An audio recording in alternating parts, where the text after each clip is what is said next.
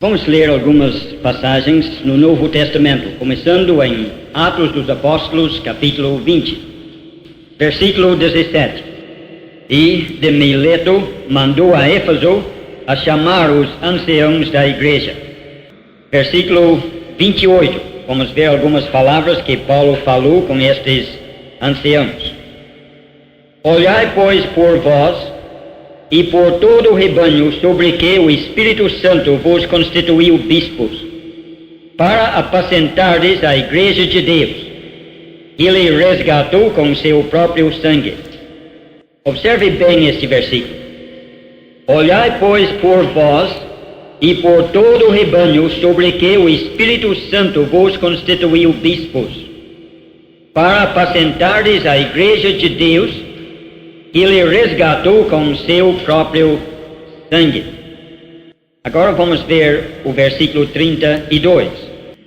Agora, pois, irmãos, encomendo-vos a Deus e a palavra da sua graça, a Ele que é poderoso para vos edificar e dar herança entre todos os santificados.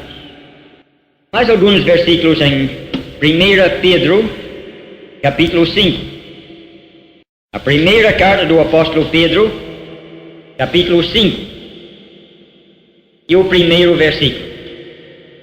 Aos presbíteros que estão entre vós, admoesto eu, que sou também presbítero com eles, e testemunha das aflições de Cristo, e participante da glória que se há de revelar. Apacentai o rebanho de Deus, que está entre vós, tendo cuidado dele, não por força, mas voluntariamente, nem por torpe ganância, mas de ânimo pronto, nem como tendo domínio sobre a herança de Deus, mas servindo de exemplo ao rebanho. E quando aparecer o sumo pastor, alcançareis a incorruptível coroa de glória. Mais um versículo em Hebreus, capítulo 13. E vamos ler o versículo 17.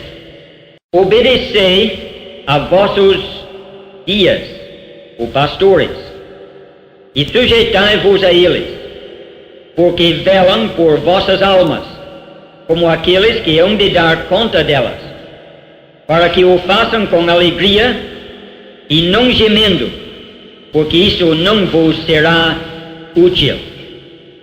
Deus há de abençoar mais esta porção da sua palavra. Hoje à tarde nós estávamos considerando o exercício dos dons na igreja local, como funciona uma igreja local.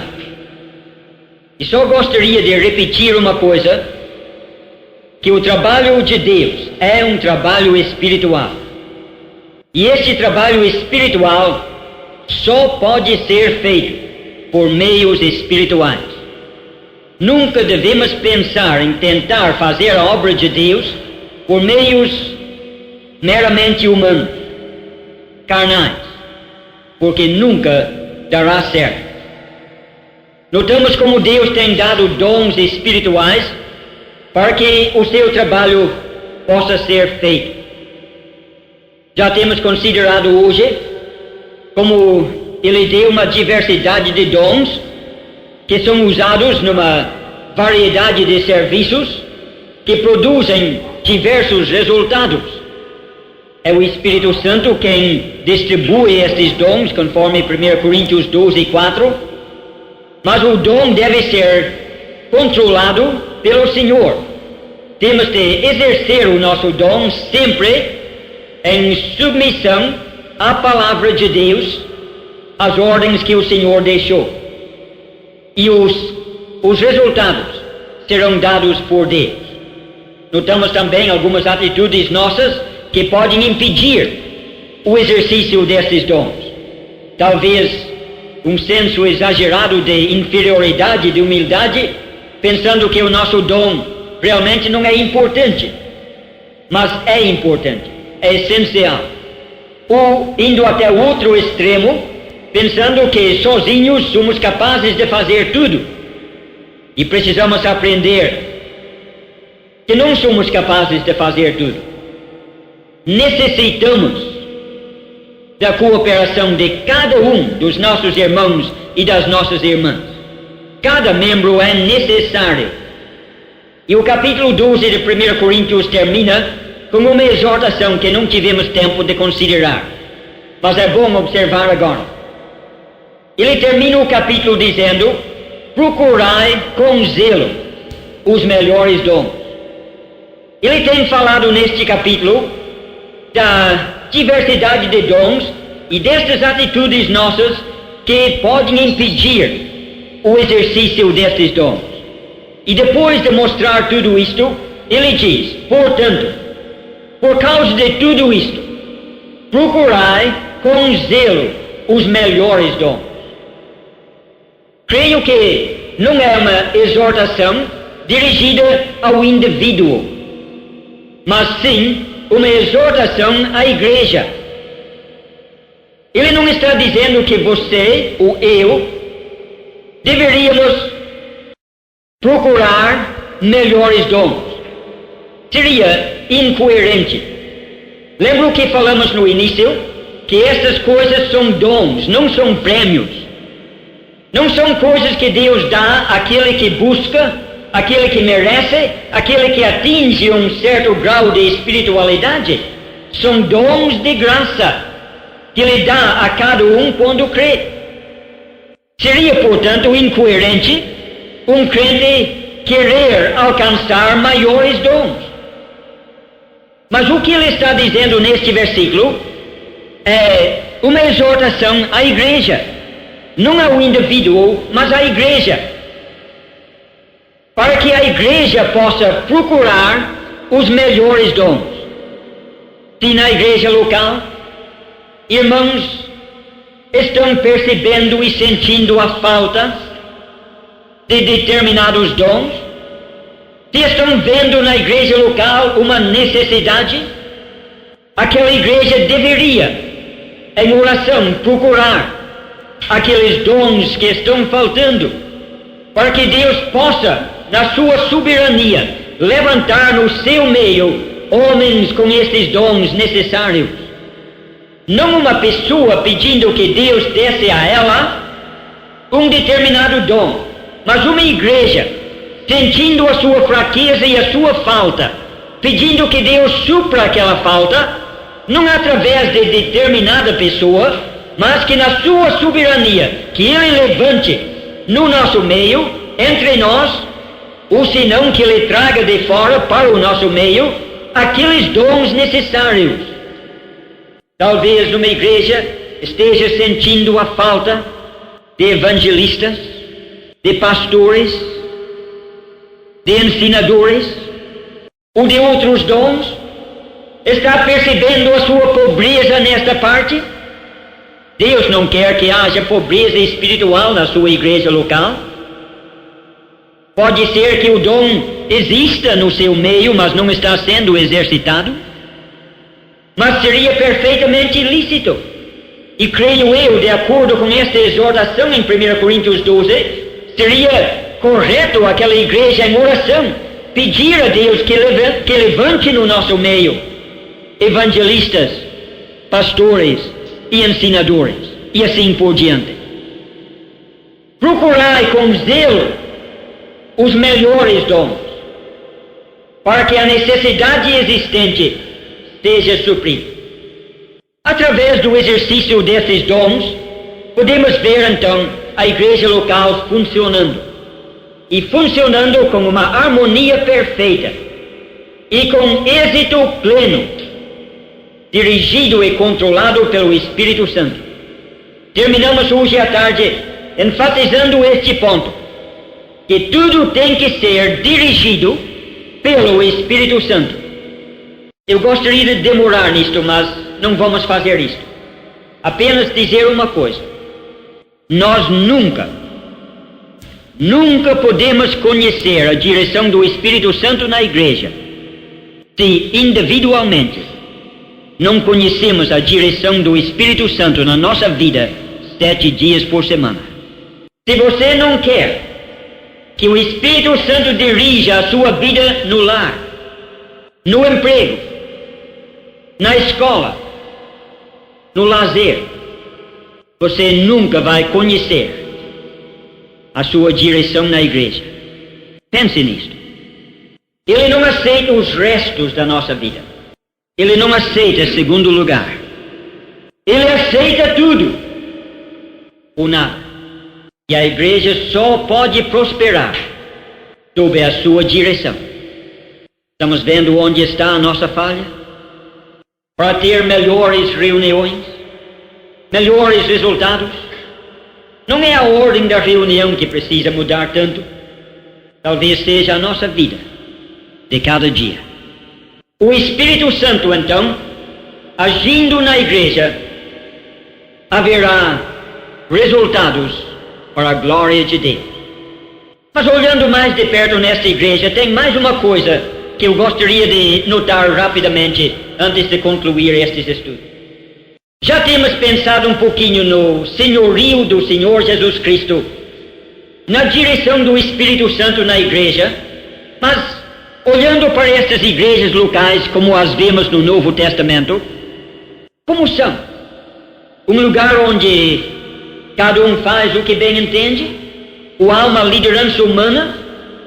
Ou não aparece nenhuma forma de liderança humana? Às vezes, pessoas pensam que uma igreja, nos moldes do Novo Testamento, deveria ser uma verdadeira democracia, onde todos os membros são iguais, onde cada um tem uma voz ativa. É comum ouvir dizer em nossos dias que a Igreja de Deus é uma verdadeira democracia. Talvez você pense assim, mas permita-me dizer hoje que não é. Talvez a democracia seja uma coisa boa para o país, mas para a igreja não é. A igreja local também não é lugar de uma ditadura, onde uma pessoa se levanta e quer dominar na igreja e todo mundo tem que fazer o que ele manda. Não é uma ditadura, também não é uma democracia. Talvez o mais correto seria dizer que na igreja local vemos uma teocracia, um lugar onde Deus manda, onde se faz a vontade dele, onde ele governa.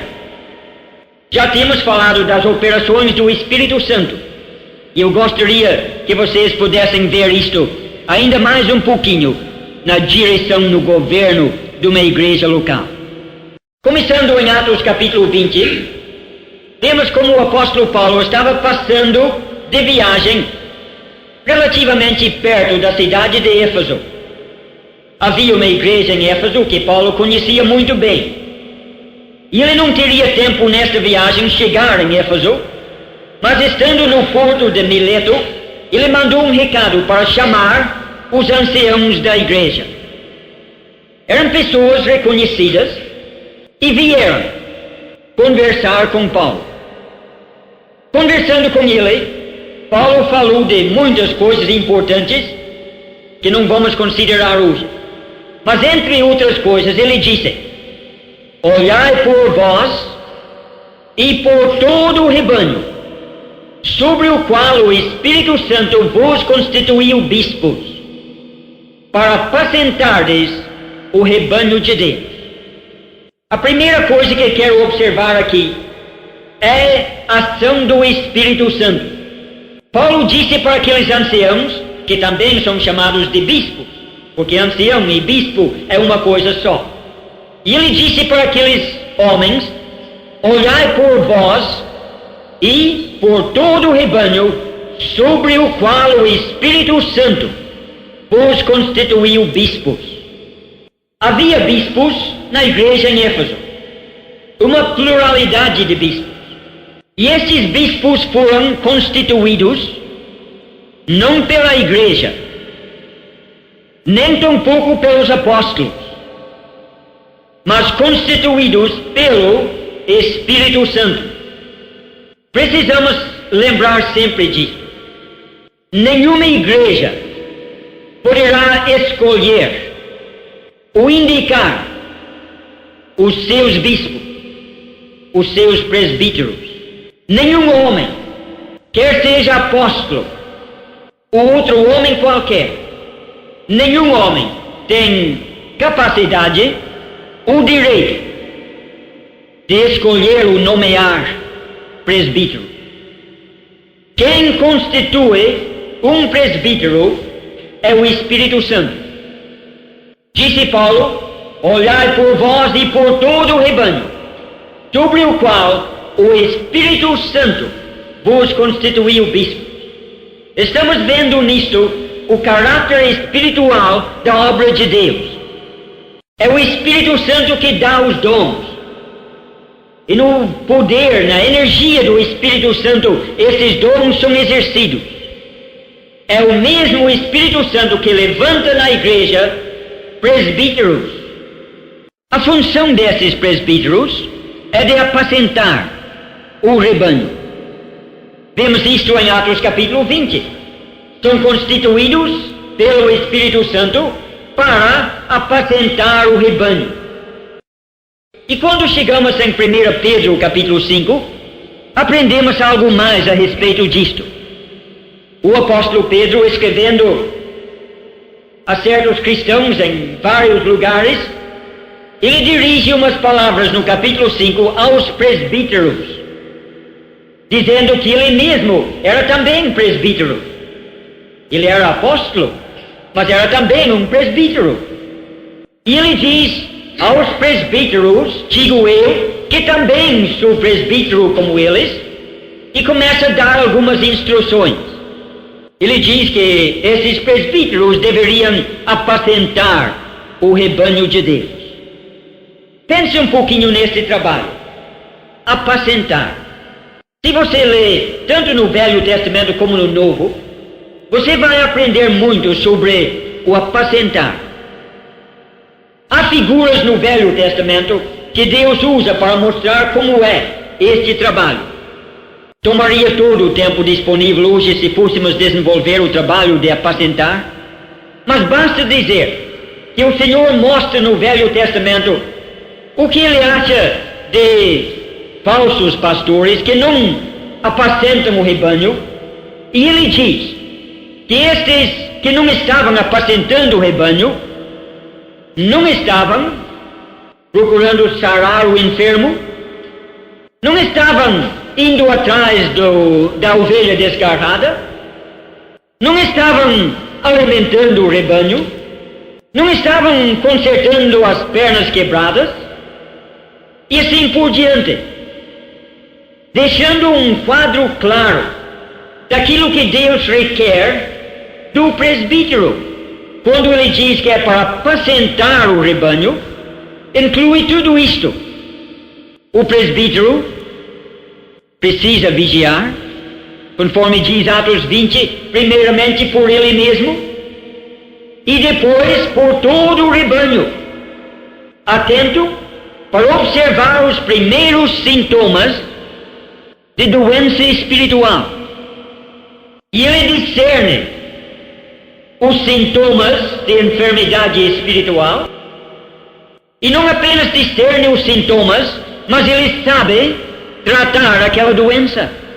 Uma falta de apetite para as coisas de Deus, uma febre, agitação, desquietação, não mais satisfeito com as coisas na igreja, e ele vê aqueles sintomas e interpreta, e sabe com a palavra de Deus trazer o remédio certo. Ele procura trazer de volta. O Senhor contou uma parábola de uma ovelha perdida e mostrou como aquele pastor saiu, indo pelos montes e vales, enfrentando perigos e dificuldades, até que finalmente achou aquela ovelha. E quando achou aquela ovelha, colocou sobre os seus ombros e trouxe de volta um quadro do presbítero, indo atrás da desgarrada, não com um açoite na mão para castigá-la, para discipliná-la, mas com amor no seu coração para colocá-lo nos seus ombros e trazer de volta. Uma ovelha com uma perna quebrada, que não anda como deveria andar, mancando, não precisa ser espancada, mas precisa ser tratada. E o verdadeiro presbítero não vai espancar aquela ovelha de perna quebrada, mas vai tratar da perna dela até sarar. E se você olhar de perto naquela lista, você verá como é o trabalho do presbítero: apacentar o rebanho. É um trabalho que exige muito, exige um sacrifício. Como diz em Hebreus capítulo 13, a respeito do presbítero, que eles velam para as nossas almas. São pessoas que estão olhando não só para a sua própria vida espiritual, mas pelo rebanho inteiro. Talvez vemos um exemplo muito bom disto no caso de Timóteo, que era um verdadeiro presbítero. Paulo disse aos filipenses que ia mandar Timóteo porque não tinha outro como ele que sinceramente cuidaria do seu estado, cuidando do estado deles. E acrescentou: porque todos cuidam dos seus interesses, não os de Jesus Cristo. O verdadeiro presbítero, então, levantado pelo Espírito Santo, é um que apacenta, um homem que se sacrifica para o bem do rebanho. Ele diz em 1 Pedro capítulo 5 que ele toma esse trabalho não por força, não por obrigação, mas voluntariamente, também não visando torpe ganância, lucro, mas de boa vontade, nem como dominadores sobre o rebanho, mas de exemplos, servindo de exemplos.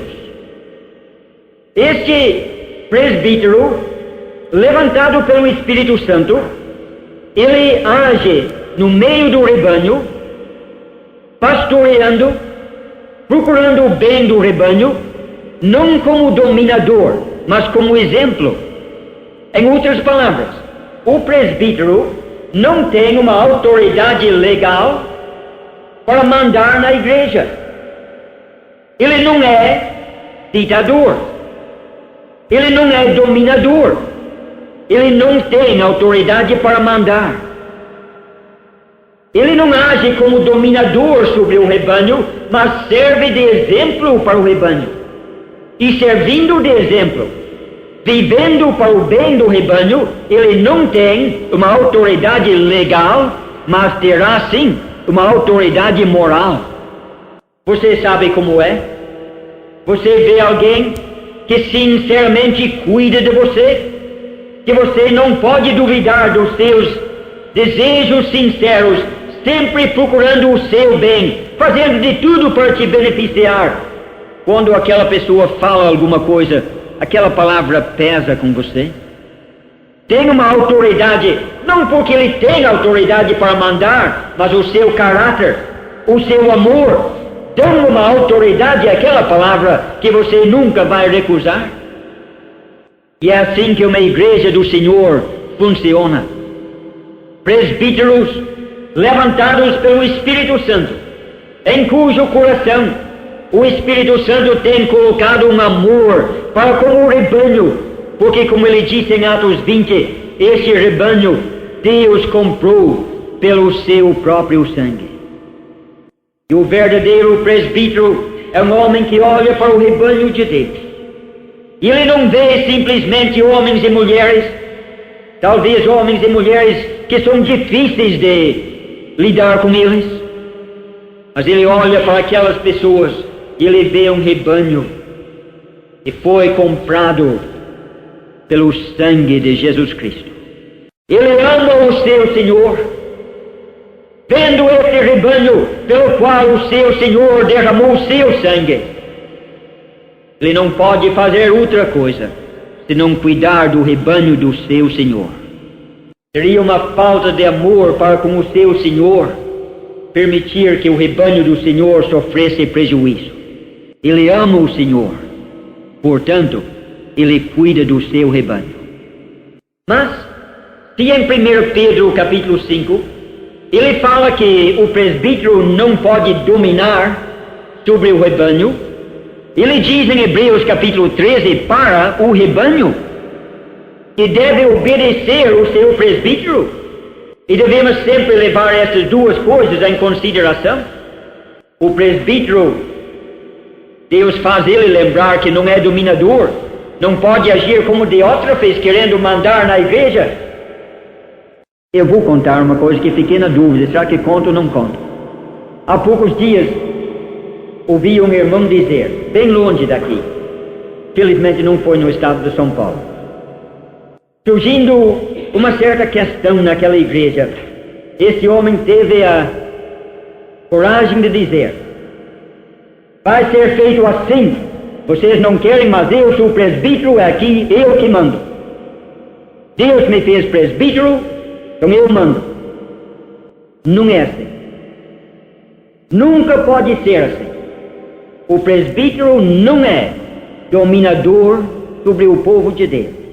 Mas ao mesmo tempo, enquanto Deus faz o presbítero lembrar disso, em Hebreus 13 ele torna para o rebanho, diz para eles, obedecei os vossos guias.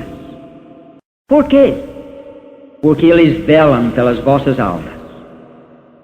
Talvez você não sabe, mas esses presbíteros, muitas vezes quando você está dormindo, estão de joelhos chorando na presença de Deus, por causa dos seus desvios. Obedecei os vossos guias, porque velam pelas vossas almas. Mais uma coisa, diz em Hebreus 13 que estes homens hão de prestar contas, são responsáveis pelo rebanho do Senhor, e hão de prestar contas um dia. Meus irmãos e minhas irmãs, permita que eles possam prestar contas com alegria e não com lágrimas. Eles velam pelas vossas almas. Resumindo tudo o que temos dito agora para chegar a uma conclusão, temos observado nesses dias que o Senhor Jesus Cristo anunciou em Mateus capítulo 16 que Ele ia edificar a sua igreja, indicando que estava para começar algo completamente novo. Com Israel, Ele havia feito um concerto, mas agora aquele concerto é um concerto velho. Nunca devemos pensar em trazer partes daquele concerto para o novo.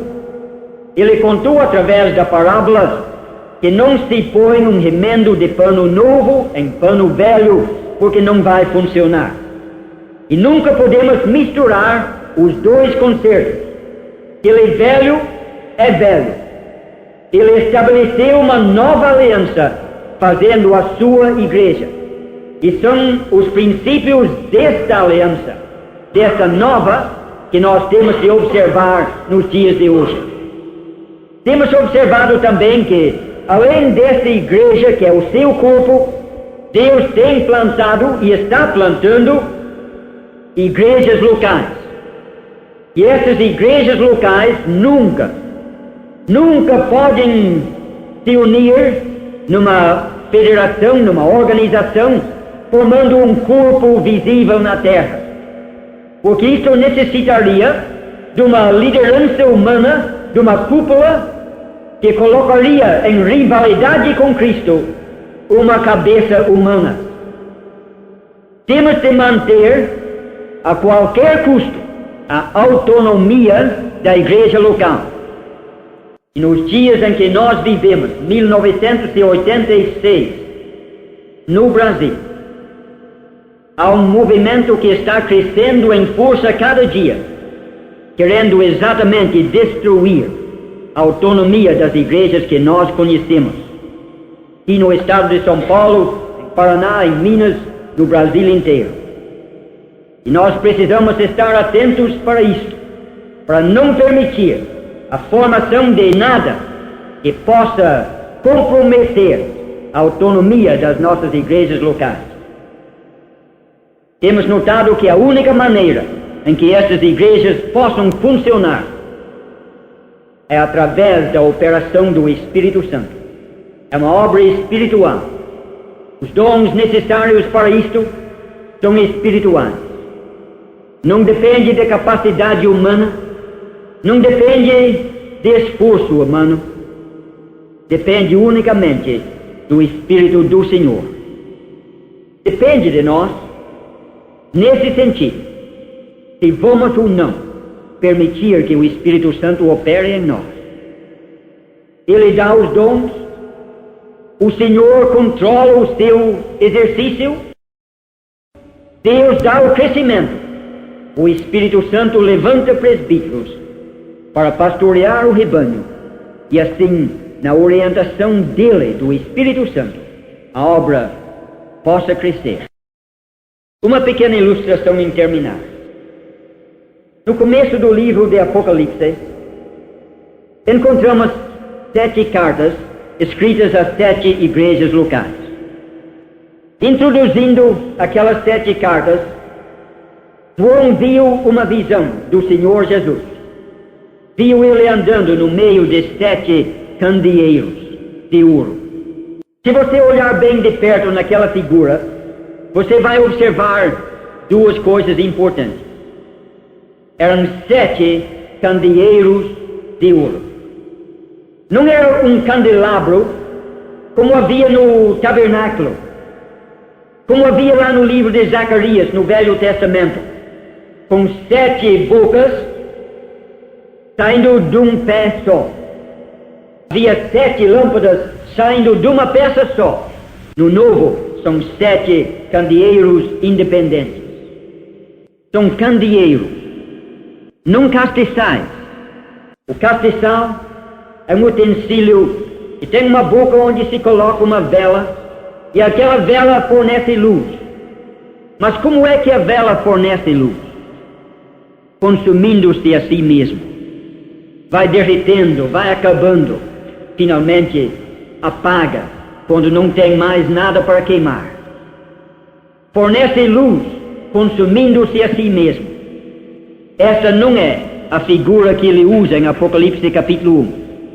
É a figura do candeeiro, que é um utensílio que também fornece luz, mas aquela luz é produzida e mantida não por uma vela que se consome a si mesmo, mas por óleo, o azeite, outra substância inflamável que vem não do próprio candeeiro, mas de uma fonte fora dele. Esta é a figura que ele usa em Apocalipse capítulo 1. Sabe por quê? Porque a igreja local não é como aquele castiçal que produz luz consumindo-se a si mesmo. A igreja local não mantém o seu testemunho à custa do esforço humano, consumindo-se a si mesmo pelo seu próprio esforço, que vai apagar quando as nossas forças se esgotam. Mas a igreja local é uma igreja que fornece luz, mantendo o testemunho, fornecido não pelo poder do esforço próprio, mas pelo poder do Espírito Santo, suprido de uma fonte inesgotável, uma fonte divina. E a segunda coisa, estes candeeiros são de ouro. Deus, olhando para este mundo, ele vê candeeiros de ouro. O ouro é coisa preciosa. Não tem coisa mais preciosa do que o ouro. E Deus, olhando para este mundo hoje, não se impressiona com as grandezas de São Paulo, de Brasília, mas ele vê no meio das confusões, dos pecados, da escuridão deste mundo, ele vê em Tupi Paulista algo de ouro, algo que ele considera de grande valor. Não as organizações grandes e magníficas que os homens fizeram, aqueles grupinhos de cristãos, talvez como Filadélfia, que tem pouca força, talvez como Mateus 18, que são 2 ou 3 reunidos ao seu nome. Aos olhos do mundo, é uma coisinha desprezível. insignificante, não deve ser levado em conta. Para Deus, é de ouro, precioso. E mais, ouro na Bíblia é símbolo de algo divino. Sabe que esta igreja local tem algo divino? Não é uma obra humana, plantado por homens e mantido por homens. É uma obra de Deus. Deus dá muito valor a esta igreja, que nós saibamos dar valor a estas igrejas de ouro, estes candeeiros que resplandecem nas trevas. E num mundo que entristece o coração de Deus, são as únicas coisas que lhe dão prazer. Que possamos então ter uma apreciação cada vez maior da importância destas igrejas locais.